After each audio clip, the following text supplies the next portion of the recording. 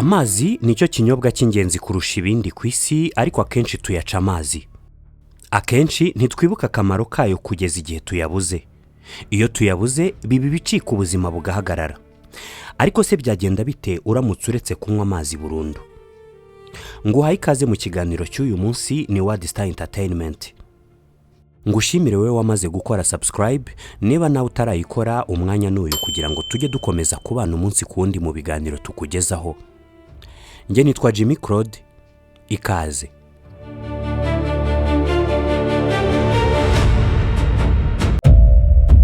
World Star Entertainment niyo nguhitiyemo cyane ko yiyemeje kukuba hafi ngo ibyawe bigende neza uko ubyifuza. Va kuri bamwe bagutenguha ugasigara urira nk'agahinja. Niba wifuza serivisi zijyanye na photography na videography, sound system imwe isobanutse izira amakaraza, utibagiwe na graphic design, tugufitiye kandi aheza ho gukorera ibiganiro, podcast, tugakodesha ibikoresho nka kamera, gimbal, micro, amatara n'ibindi kuba byifuza. Dutanga na serivisi ya event management. World Star Entertainment dukorera ku Gisozi mu mujyi wa Kigali. Ku bindi bisobanuro duhamagare kuri 0780 68 36 62 cyangwa 0795 45 43 55. Hari na 0788 57 96 70. World Star Entertainment, turi hano ku bwawe. Umubiri w'umuntu buriya ni igishanga cyigendera bitewe n'ibiro byawe, imyaka yawe cyangwa se imiterere yawe muri rusange. Hagati ya 55 na 60% by'umubiri wacu buriya bigizwe n'amazi. Abana bakivuka bo biba ari 75%. 31% by'amagufa yawe ni amazi. 73% by'umutima wawe ni amazi. 83 by'ibihaha na 75% by'ubwonko bwawe nabyo ni amazi. Ni nka bya bindi bajya bavuga ngo ufite amazi mu mutwe. Buriya ntabwo baba babeshye. Twese dufite amazi mu mutwe. Wakwibaza uti none se ko dufite amazi menshi mu mubiri wacu, kuki dukeneye kunywa amazi? Umubiri wacu utakaza amazi menshi buri munsi iyo tubira ibyuya, iyo tugiye ku bwiherero, ndetse na cyagiye duhumeka ubwabyo bituma dutakaza amazi.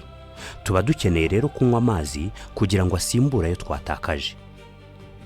Amazi dukoresha mu mubiri wacu ntabwo ari amazi tunywa gusa, ahubwo tuyakura mu bindi binyobwa dufata hamwe n'ibyo kurya. Iyo unyoye umutobe ukanywa icyayi cyangwa ikindi kintu, uba unyoye n'amazi yakoreshejwe mu kugitegura. Nanone ariko 20% by'amazi umubiri wawe wakira ku munsi ava mu byo kurya.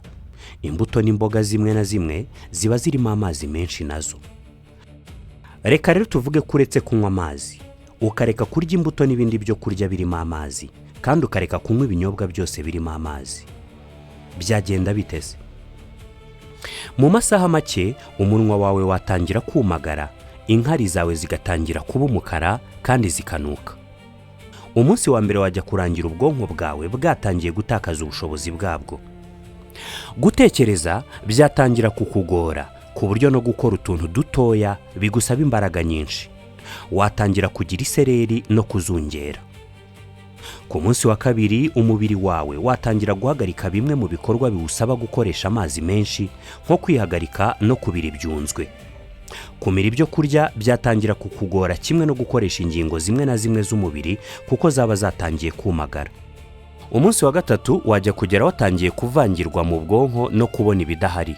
Ingingo zawe z'umubiri zatangira kugenda zirekera gukora rumwe kuri rumwe. Impyiko zawe zarekera gukora, umutima ugahagarara, umwijima ugahagarara n'izindi ngingo. Ubaye uri umuntu usanzwe ufite amazi menshi mu mubiri, ushobora kumara iminsi iri hagati y'5 n'6 mbere y'uko ubwonko bwawe buhagarara burundu ugapfa. Nanone igihe wamara cyaterwa n'igipimo cy'ubushyuhe cy'ahantu uri, kuko ubaye uri ahantu hashyushye cyane no mu minsi 3 yonyine waba utagihumeka. Nubwo hari ibyago bike by'uko wagera muri iyo mimerere, kwirengagiza kunywa amazi ni ikibazo gikomeye. Abenshi muri twe duhora n'umwuma tutabizi, ugasanga umuntu ahora ataka umutwe udakira, gucika intege no kudashyira ubwenge hamwe, akajya kwa muganga bakamurundira ibinini kandi biterwa n'uko atanywa amazi ahagije. None se ugomba kunywa amazi angana iki ubundi? Hari abantu bakugira inama yo kunywa ibirahuri 8 ku munsi. Ibyo nyamara ntaho bishingiye, dore ko ingano y'amazi ugomba kunywa mbere na mbere igomba kuba igendeye ku gitsina cyawe ndetse n'ingano yawe. Abahanga muri siyansi bavuga ko abagabo baba bakeneye hagati ya litiro 2.5 na litiro 3.5 z'amazi ku munsi, mu gihe abagore bo baba bakeneye hagati ya litiro 2 na litiro 2.5. Ibyo ntabwo ari ihame ariko, kuko iyo uba ahantu hashyuha cyane cyangwa ugakora imyitozo ngororamubiri ituma ubira ibyuya, uba ukeneye kunywa amazi menshi kurushaho. Nubwo uba ushobora gukura amazi umubiri wawe ukeneye mu binyobwa bitandukanye, uba ugomba kunywa n'amazi buzi kugira ngo wirinde ingaruka zishobora guterwa no kunywa ibyo binyobwa byinshi. Nk'ibinyobwa bitunganyirizwa mu nganda, muri byo haba harimo ibinyabutabire bishobora kwangiza umubiri wawe mu gihe ubinyoye ku bwinshi. Ba bantu banywa inzoga bakumva ko badakeneye kunywa amazi, uyu munsi nzanywe no kubaca intege. Kunywa inzoga byonyine bituma utakaza amazi mu mubiri wawe. Inzoga rero zituma impyiko zikora inkari nyinshi kugira ngo zizisohore mu mubiri, bigatuma utakaza amazi menshi. Abahanga bagaragaza ko iyo umuntu atakaje 1 cyangwa 2% by'amazi mu mubiri, bituma agira ibihe bibi, akananirwa gushyira ubwenge hamwe kandi agatangira kwibagirwa bya hato na hato. Inama ugirwa n'abaganga rero nuko nugura icupa rya byeri wagakwiye kugura n'irindi ry'amazi. Nanone ukwiye kwirinda kunywa amazi menshi icyarimwe kuko byangiza impyiko zawe, ahubwo inama ugirwa ni ukujya uyashyira hafi yawe ukagenda usomaho gake gake. Ndagushimiye.